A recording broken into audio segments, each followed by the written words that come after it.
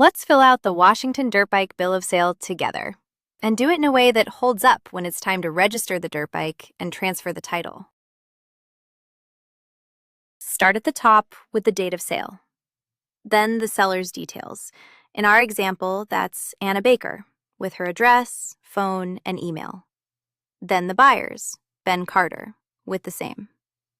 2 quick habits. Enter each name exactly as it appears on that person's ID and on the title. A nickname or a typo can stall the transfer later. And don't leave a line blank. If something doesn't apply, write NA.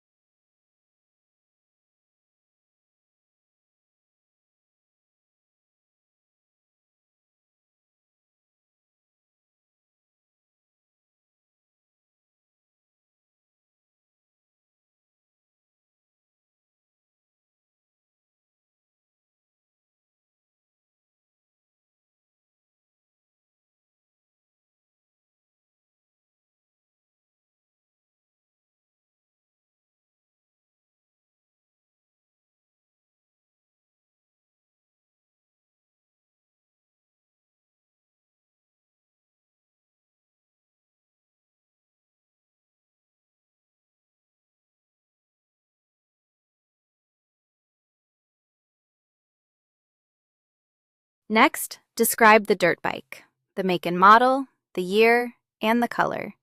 Then the VIN. Type the VIN exactly as it appears on the title or the dirt bike. A single wrong character can hold up the transfer. Then the odometer reading. Write the exact number, not a rounded guess.